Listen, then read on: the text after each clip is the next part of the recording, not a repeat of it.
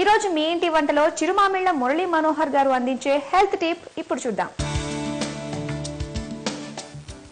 ఆహారం ఔషధం ఈ విభాగంలో ఈరోజు మనం క్యాన్సర్ గురించి, క్యాన్సర్ని నిరోధించేటటువంటి ఆహారాల గురించి తెలుసుకుందాం. క్యాన్సర్ని కర్కటార్బుదం అంటారు.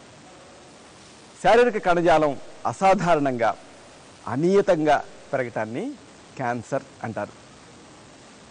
క్యాన్సర్ ఇతర శారీరక భాగాలకు వ్యాపిస్తే మెటాస్టాసిస్ లేదా సెకండరీస్ అంటారు.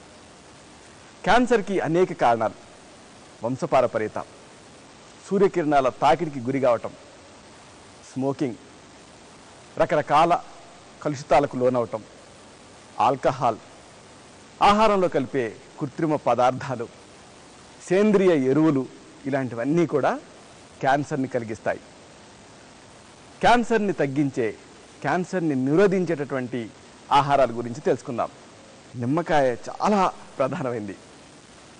నిమ్మకాయ కానీ ఇతర నిమ్మజాతి పండ్లు కానీ ఇవన్నీ క్యాన్సర్ నిరోధకంగా పనిచేస్తాయి, క్యాన్సర్ చికిత్సగా కూడా పనిచేస్తాయి.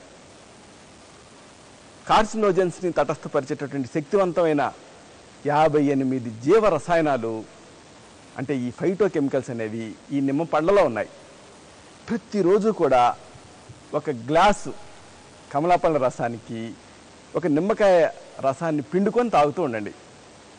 దీంతో మీకు క్యాన్సర్ రిస్క్ గణనీయంగా తగ్గుతుంది.